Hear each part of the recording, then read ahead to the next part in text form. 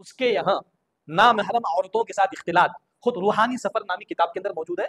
नामहरम औरतों के साथ इख्तिलात और उनके साथ यहाँ तक के अगर हो सके उनके साथ सोने के सिलसिले में कोई आयबदार चीज नहीं है। गोहर शाही के नजदीक नमाज और दरूद शरीफ का कोई खास तरज नहीं है। जिस तरीके से चाहे नमाज पढ़ो, जैसे अल्फाज में चाहे, जिसका कोई ताल्लुक हदीस से ना हो, वैसे वैसे अल्फाज में चरस पी रहा था। जो कि उसकी इबारत में आपको बता रहा हूँ, उसी के अल्फाज में। जब मैं चरस पी रहा था, चरस पीते, जाहिर सी बात है, चरस पीने वाला कभी आदमी खौफ का रहबर बन सकता है? बोलिए ना भाई, अल्लाह वाला बन सकता है? जब मैं चरस पी रहा था, पीते पीते सो गया, मुझे ख्वाब में देखा, बताया गया कि ये जो चरस पीने वाला है ना आदमी, ये 1000 आबिदों और वलियों से उसका ज्यादा बड़ा मकाम है। अल्हम्दुलिल्लाहि रब्बिल आलमीन वस्सलातु वस्सलामु अला अशरफिल अंबियाइ वल मुरसलीन व अला आलिहि व अस्हाबिहि व अहलि बैतिहि रिदवानुल्लाहि तआला अलैहिम अजमईन, अम्मा बाद। फ़अऊज़ु बिल्लाहि मिनश शैतानिर रजीम, बिस्मिल्लाहिर रहमानिर रहीम।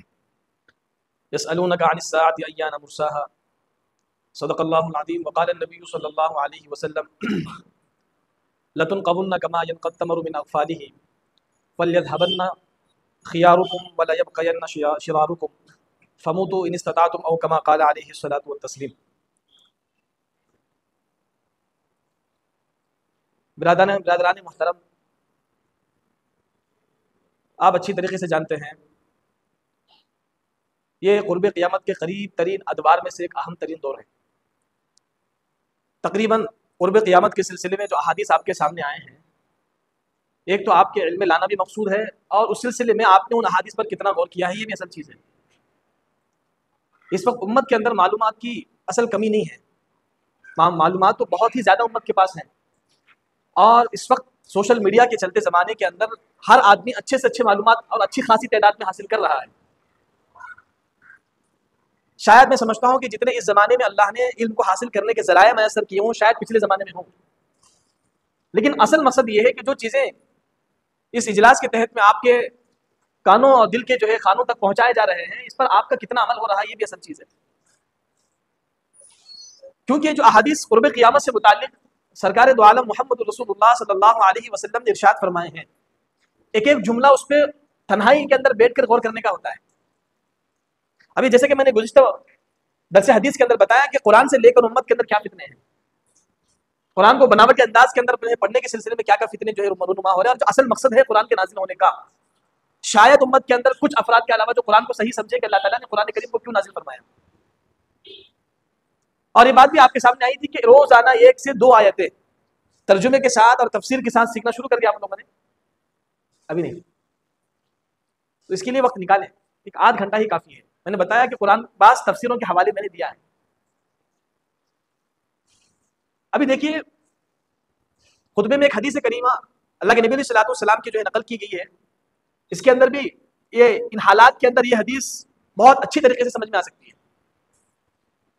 अल्लाह के नबी सल्लल्लाहु अलैहि वसल्लम ने इरशाद फरमाया, लतुनक़बुन्ना, तुमको छाटा जाएगा। जिस तरीके से आदमी मार्केट से कोई चीज खरीद के लाता है तो अच्छी और खराब चीजों के दरमियान में तफरीक करता है, जो अच्छी चीजें उसको लेता है और खराब चीजों को रद्दी की टोकरी में डाल देता है। क्या जुमला इरशाद फरमाया आकाए मदनी मोहम्मद रसूलुल्लाह सल्लल्लाहु अलैहि वसल्लम ने, उस पर गौर करने की चीजें लोगों तुमको अनकरीब छाटा जाएगा। मैंने बताया शायद इस मजलिस में या किसी जुम्मे की किताब के अंदर कि ये छटाई का दौर है। ये जो जमाना हम आप गुजर रहे हैं ना, ऐसा खतरनाक जमाना है कि अल्लाह ताला जिसको ईमान पर बाकी रखे वही महफूज है। वरना हमारे पास जो तादाद तहकीक के बाद जो सामने आई है कि कई हजारों लड़कियों ने, लाखों की तादाद में, हजार तो कहना सही नहीं है, लाखों की तादाद में क्या कर लिया है, इस्लाम को छोड़ के अगियार का मजहब इख्तियार कर लिया है। हमारे और आपकी सूरत हाल जिस ईमान की हालत में हम और आप हैं, क्या हमको इत्मीनान है? अल्लाह के नबी सल्लल्लाहु अलैहि वसल्लम ने फरमाया कि लतुनक़बुन्ना, के लोगों तुमको अनकरीब छाट दिया जाएगा। जिस तरीके से एक मिसाल तमसील, एक मिसाल से समझा रसूलुल्लाह सल्लल्लाहु अलैहि वसल्लम ने, कमा युनक़द तमरु मिन अग़फ़ालिही, खजूर का जब माली, जिसका खजूर का बागीचा हो, खजूर के जो है दरख्तों से खजूर तोड़ता है तो अच्छे और खराब, सही और रद्दी खजूरें सब टोकरे में जमा करता है। जब उसको बेचने का वक्त आता है, उसको जब बेचता है, अच्छे खजूरों को अलहदा करता है और खराब खजूरों को उठा के फेंक देता है। अब इस मिसाल से आप समझे क्या ये छटाई का दौर शुरू हो चुका है? और हालात अल्लाह ताला पूरी दुनिया के अंदर, पूरे आलम इस्लाम के अंदर ऐसे ला रहे हैं जो जाहिरी मुसलमान, जो नाम के खानदानी बड़े बड़े जो हुकूमतों के सरबरा नाम के मुसलमान है, लेकिन इस वक्त उम्मत मुस्लिमा जिन हालात से दो चार है और इस वक्त जो उम्मत के अंदर ईमान की जो कैफियत है, उस सिलसिले में उन लोगों का और हमारा किरदार क्या रहा है।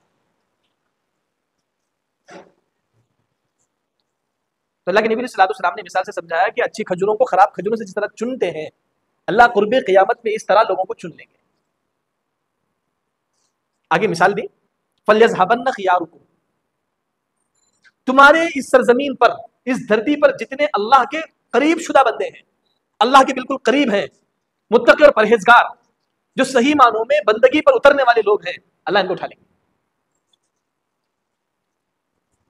अल्लाह वालों को, वलियों को, अपने मुकर्रब बंदों को और अच्छी खासी तादाद में हजरत उलमा को, तहकीक इल्म रखने वाले लोगों को अल्लाह उठा लेंगे। और ये समझिए कि ये जो मजमा उठाया जा रहा है दुनिया से, ये खियारुकुम, तुम्हें बेहतरीन मजमा है। अल्लाह के नबी सल्लल्लाहु अलैहि वसल्लम जिसको बेहतरीन बोले, उसकी क्या हम मिसाल दे सकते हैं, उनकी हम क्या तारीफ कर सकते हैं। कोरोना के बाद से कितने बड़े बड़े शख्सियतें, देखिए अल्लाह ताला जो दुनिया चला रहे हैं, एक बात आप जहन में और दिल के जो नक्शे में बिठा ले, अल्लाह ताला दुनिया जो चला रहे हैं, कुछ मखसूस बंदे वो हैं जो सही मानों में अल्लाह के यहाँ मोमिन हैं, सही मानों में वो अल्लाह ताला की इताअत पर बिल्कुल जो है परखाए गए। उन्हीं की वजह से अल्लाह ताला सारी दुनिया का निजाम चला रहा है, सारी दुनिया का निजाम इसी वजह से चल रहा है। कुछ लोगों की बुनियाद पर नाम निहाद मुसलमान, खानदानी एतबार से जो अल्लाह ताला ने इतनी बड़ी दौलत उन लोगों को दी है, उसकी हिफाजत और उसको बढ़ाने और उसको बचाने और दूसरों तक सही अकायद और सही ईमान की दावत पहुंचाने की जो बड़ा एक अजीम काम था, वो हमसे बिल्कुल क्या हो चुका है, मफकूद और फौत हो चुका है। अब इस वक्त क्योंकि दुनिया पर एक तायराना, एक परिंदे की उड़ने की तरह एक नजर डालें तो चारों तरफ से मायूसी के हवाल देखने को मिलते हैं, चारों तरफ। कोई काम उम्मत की बहबूदगी के लिए जब करने के लिए दिल चाहता है, मैदान में उतरते हैं, और उम्मत की तरफ से जब जवाब जो आता है, इतना काम करने वाले के तबके को इतना बिल्कुल मायूस कर देता है। बेचारा वो एक देर तक काम करने वाला कल ही थक के हार के जो है क्या कर देगा, वो अपना गोशे नशीन इख्तियार कर लेगा। उम्मत के नौजवान ले लीजिए, उम्मत की माँ बहन ले लीजिए, उम्मत का बड़ों का मजमा है वो ले लीजिए, बच्चों का मजमा जो ले लीजिए। मगरिबी तहजीब ने और दुनिया की जो है इस बर्फ और चमकदार ने सारी इंसानियत को अपनी तरफ इस तरीके से खींचा है, इतनी बड़ी तादाद में रहने के बावजूद भी हमको अपने ईमान पर इत्मीनान नहीं है। अल्लाह के नबी सल्लल्लाहु अलैहि वसल्लम ने फरमाया, फल्यज़हबन्न खियारुकुम, लोगों तुम्हारे जो दरमियान का करीम तबका है ना, अल्लाह उठा लेंगे। और एक बार बुजुर्गों ने लिखी किताबों के अंदर, अल्लाह अपने नेक बंदों को दुनिया में ज्यादा रहने नहीं देते। साफ सुन ले, जो अल्लाह का जितना करीब होगा वो इन फितनों के आने से पहले पहले अल्लाह इसको उठा लेंगे।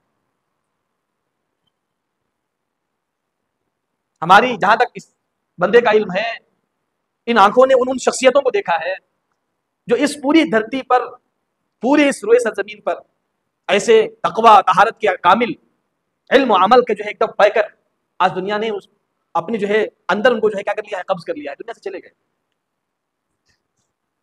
अल्लाह के नबी सल्लल्लाहु अलैहि वसल्लम ने क्या फरमाया, मौत, शायद ये हदीस नहीं है, किसी ताबई का जुमला है, मौतुल आलिमी मौतल आलम। एक आलिम जो सही मानों में आलिम बाअमल है, मुहक्किक आलिम, दुनिया से जब जाता है तो एक आलिम की मौत नहीं है बल्कि सारी दुनिया की मौत है, उसकी भरपाई मुश्किल है। अब बचा तबका जो करीम तबका उठा लिया। तकमीली तलबीना, ताकत, सेहत और शिफा के लिए सुन्नत और तिब्बे नबवी का बेहतरीन नुस्खा। अभी ऑर्डर करें, कम पैसे में हमारे साथ बिजनेस शुरू करें। भारत भर से डिस्ट्रीब्यूटर और होलसेलर बनने के लिए अभी कॉल करें। और अल्लाह फितनों के जमाने में अपने करीब तरीन बंदों को, अपने मुकर्रब जो करीम तबका उसको ज्यादा रखते हैं, उनको उठा लेते हैं दुनिया से। वल्यबक़यन्न शिरारुकुम, तुम्हारे बदतरीन लोग दुनिया में बाकी रहेंगे।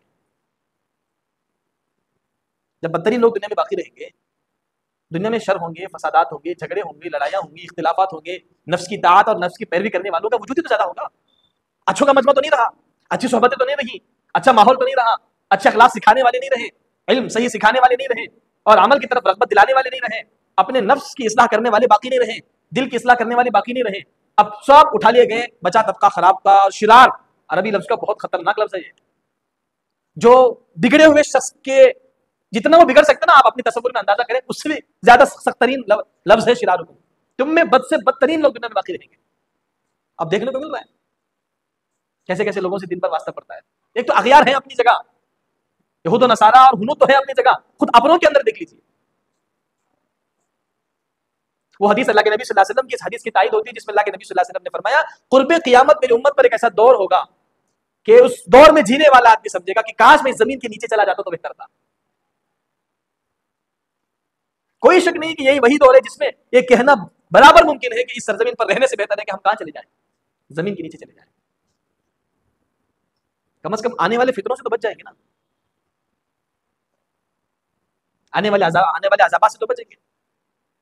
इसलिए हर एक को अपने ईमान के बारे में फिक्रमंद, सख्त से सख्त रहने की जरूरत है। किन हालातों में हमारा उठना है, किन हालातों में हमारा बैठना है। बाजार में रह रहे हैं तो कभी अपने ईमान से गाफिल न रहें। लेन देन हो रहा है तो अपने ईमान से गाफिल न रहें कि मेरा ईमान इस वक्त, देखिए कि मेरा ईमान गवारा कर रहा है कि नहीं कर रहा है। स्कूल और कॉलेजों में पढ़ रहे हैं तो इस बात का ख्याल करें कि मेरा ईमान एक चीज है, निगाहों की हिफाजत है, बदनिगाही से बचना है। जिसका बराह रास्त ताल्लुक ईमान के साथ होता है, अगर बदनिगाही की जाए तो ईमान सबसे ज्यादा खोखला होता है, आमा में फर्क नहीं पड़ता उतना। कुछ गुनाह ऐसे हैं जिसका चस्का जिसको लग जाता है उसका नुकसान डायरेक्ट ईमान पे पड़ता है, अमल पे नहीं पड़ता। अब बचा जो तबका है वल्यबक़यन्ना शिरारुकुम, तुम में बदतरीन तबका रह चुका है। क्या फरमाना अल्लाह के नबी सल्लल्लाहु अलैहि वसल्लम ने कि फमुतु इन इस्तताअतुम, अगर ये कर सको ना मर जाओ। इस दौर में जीने से बेहतर है कि तुम मर जाओ। घुट घुट के मरने का तर्जुमा मुहद्दिसीन ने किया है। जब दुनिया में बेहतरीन लोग चले जाएं, बदतरीन लोग बाकी रहें, ऐसा दौर तुम देखो अपने, अगर तुम ताकत रखते हो तो तुम मर जाओ। अब बाजारी से ये समझ में आता है क्या खुदकुशी कर लें, यही तो है ना। बज़ाहिर जो हदीस का मफ़हूम समझ में आता है क्या खुदकुशी कर लें, और जबकि खुदकुशी तो इस्लाम में हराम है। उलमा ने लिखा है कि अगर कोई आदमी खुदकुशी हलाल समझ के खुदकुशी करता है तो वो हमेशा के लिए जहन्नमी है, कभी उसको नजात नहीं मिलेगी। और खुदकुशी को हलाल समझना से ईमान, आदमी ईमान से निकल जाता है। अगर कोई हराम समझ के हालात के दबाव में आकर खुदकुशी करता है, सुसाइड, अल्लाह के नबी सल्लल्लाहु अलैहि वसल्लम ने फरमाया अगर किसी ने धारीदार चीजें अपने आप को क्या कर लिया है, भूख के खत्म कर लिया, खुदकुशी कर लिया, सुसाइड कर लिया है, खबर से उठने, खबर से लेकर जहन्नम में जाने तक और जहन्नम में जलते रहने तक, वो अल्लाह ताला उसके हाथ में उसी जैसा हथियार देंगे, रोजाना अपने पेट में भोगता रहेगा। यही अजाब है। अगर किसी ने फांसी डाल के अपने आप को सुसाइड कर लिया, खुदकुशी कर ली, वही अजाब उसको मुसलसल होता रहेगा। किसी ने डूबा, किसी ने आग में छलांग लगाई, जिस जिस चीज के जरिए से उसने खुदकुशी की है ना, उसी चीज के जरिए से अल्लाह कब्र से लेकर जहन्नम में जाने तक और जहन्नम में यही अजाब देंगे। आए दिन हमारे पास ये हवाल खुदकुशी क्या रहे, और किन हालात ने मजबूर कर दिया खुदकुशी को, दुनियावी माहौल में, कुछ कर्जों ने और कुछ लोगों के इतना टार्चर ने इंसान को इतनी हद तक पहुंचा चुका है कि वो क्या खुदकुशी करने पर तुला हुआ है। नौजवान का तबका इतना ज्यादा, उनको यूं समझे कि उजुब है, माँ बाप की थोड़ी थोड़ी बातों पर वो सुसाइड करने पर चले जाते हैं। बच्चा पढ़ना चाह रहा है, माँ बाप, उनका फाइनेंशियल सिस्टम स्ट्रांग नहीं है। आधुनिक का किस्सा बता रहा हूं मैं। बच्चा पढ़ना चाह रहा है, माँ बाप के पास पैसा नहीं है, माँ बाप चाह रहे हैं कि बस करके कुछ तिजारत देख लो, घर के हालात भी खराब चल रहे हैं। सुबह बोल दिया और असर ने फांसी लगा दी। बीकॉम का बच्चा है, क्या ऐसी डिग्रियां पढ़ के क्या खाक तुम जो है आखिरत को, जो है आखिरत में नजात पाओगे, जन्नत पाओगे, जो तुमको खुद की जान तक महफूज करने की तालीम नहीं दे रहा है। ताकीद करने पर पता चला कि उस माँ बाप को एक ही बेटा है, आगे पीछे कोई औलाद नहीं। क्या गुजरोगी उन लोगों पर। हदीस के बजाय नहीं समझ में आता है कि खुदकुशी करना, ये तो फरमाया फमूतु इन इस्तताअतुम, तो मरना चाहो तो मरो, लेकिन इसका यह मतलब नहीं। अल्लाह के नबी सल्लल्लाहु अलैहि वसल्लम फरमा रहे हैं कि इस दौर में तुम्हारी मौत एक तुम्हारे लिए बेहतरीन नेमत है। जिस दौर में तुम्हारे अच्छे चले जाए और दुनिया में सिर्फ बुरे ही बदतरीन लोग बाकी रहे, इस दौर में तुम्हारी मौत तुम्हारे लिए क्या एक नेमत है। लिहाजा ये हदीस पे हम गौर करें, समझें अल्लाह के नबी सल्लल्लाहु अलैहि वसल्लम ने कितने बेहतरीन अंदाज के साथ, कोई इसमें हमको कोई डाउट नहीं हो सकता कि जिस दौर में हम जी रहे हैं ना, अच्छे लोग हैं इल्ला माशाअल्लाह के अलावा सबसे ज्यादा अगर हम कंपेयर करें ना खियारुकुम और शिरारुकुम में, तो शिरारुकुम का पल्ला झुक जाएगा, बदतरीन लोग ज्यादा गालिब आए। बच्चे कुछ अल्लाह वाले हैं, कुछ साहिब मोमिन हैं, शायद अल्लाह उन्हीं की तुफील में ये सारी दुनिया का निजाम चला रहे हैं, वरना हमारी इतनी ईमानी ताकत और ईमानी कुव्वत इतनी मजबूत नहीं है। और जिस ईमान से हम अमाल कर रहे हैं, शायद अल्लाह को के पास मकबूल हो या ना हो, अल्लाह को राजी करने वाले हो या ना हो, हम खुद अच्छी तरीके से, हर आदमी अपनी जात की जिंदगी खुद जानता है। इसलिए इस दौर में जीना है अपने ईमान को मजबूत करके, अपने घर वालों की ईमान की फिक्र करके, अपने मोहल्ले की, अपने इलाके की, अपने तमाम बिरादरान इस्लाम के मुसलमानों की ईमान की फिक्र करना हमारी और आपकी हर एक की जिम्मेदारी है। अगर किसी ऐसे माहौल में कोई जवान पल रहा है जो ईमान से हटा माहौल है, उसको अपनी तरफ खींचिए, प्यार से, हिकमत से, मोहब्बत से, और उसको खींचकर हालात उसको सामने बताएं। कई दिन आप लोग यहाँ बैठ के हदीस सुन रहे कि नहीं सुन रहे, कम से कम वो हदीस तो आपके इल्म में आए कि नहीं आए, उन हदीस का तज़किरा करें उस जवान के सामने और कहें कि ये जवानी अल्लाह ताला ने जो दी है बड़ी कीमती जवानी है, और जिस जिस इलाके में अल्लाह ताला ने मुसलमानों को उरूज दिया ना, मुसलमान एक पावर पे आए हैं ना, तुम जैसे नौजवानों की वजह से। इस तरह की जो है बहुत ज्यादा मोटिवेशन उसको बात करके, उसको जो एनकरेज करके, उसको जो किसी भी तरीके से ईमान के माहौल में लाने की कोशिश करें। एक भी आदमी, एक भी जवान बच्चा आप लोगों की एक मेहनत से अल्लाह ने आपको जरिया और सबब बनाकर उसको ईमान के माहौल में लेकर आए, तुम्हारी आखिरत में नजात पक्की है। एक आदमी। हम लोग मेहनत नहीं करते, उम्मत के अंदर चलने फिरने का मिजाज हमारा कम हो चुका है, घुल मिलते नहीं, मिलते हैं दुनियावी तकाजों को सामने रखकर, बिजनेस के ताल्लुक से, याराना के दोस्तों के ताल्लुक से, गपशप के लिए, लेकिन कभी दीन के सिलसिले में घर घर जाकर हर एक भाई से उसकी तबीयत का ख्याल करें और उसकी हर तरह की मुश्किल को सुने, अगर अल्लाह ने ताकत दी उसको दूर करे, फिर उसको ईमान के माहौल में लाने की कोशिश करें। देखो ये जमाना ऐसा है, कोई तुम सबकी सलाह करने के लिए कोई नहीं आएगा, एक बात ध्यान में रख ले। कोई पूरी उम्मत के अंदर इज्तिमाई तरीके से कोई इस्लाम मुस्लिम नहीं, हर एक को अपनी जात की इस्लाह की फिक्र करना है, ईमान के माहौल में रहना है, मस्जिदों से चिमटे रहना है, अमाल से चिमटे रहना है, और वो तमाम गुनाह जिसका ताल्लुक ईमान की कमजोरी के साथ होता है, उन तमाम गुनाहों को खुद भी बचना है, लोगों को बचाने की फिक्र करना है।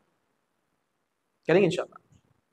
और दूसरा जो सिलसिला है हमारा इस मजलिस का, क्योंकि ये आखिरी कड़ी है, गौहर शाहियत का जो फितना लगातार 3-4 हफ्तों से चल रहा है, तकरीबन 10 से 11 अकायद उसके सामने जो है, उसके जो गुमराह अकायद थे आपके सामने आए हैं। कुर्ब क़यामत से जुड़ी हुई बदतरीन निशानियां हैं कि जिस माहौल में हम आप पल रहे हैं, ये तमाम माहौल फिरकों में बंटवारे का माहौल है। लुबादा इस्लाम का उड़ा हुआ है, दाढ़ी मुसलमान जैसी रखी हुई है, सर पे पगड़ियां रखी हुई है, और मुसलमानों को धोखा देने की कोशिश की जा रही है। और इससे आम मुसलमान जो दीन से और अकायद से जो बिल्कुल दूर है, वो आदमी इसकी जो है जाल में फंसता चला जा रहा है। अभी गुज़िश्ता दो या 3-4 हफ्तों से जो गौहर फितना, गौहर शाहियत का तज़किरा आपके सामने आया, इतना तो पक्का यकीन हो गया कि वो कितना गलीज दिमाग का आदमी है और इतने गुमराह अकायद अपने दिमाग में लेके चलता है, और एक बड़ा मजमा उसके पीछे चल रहा है।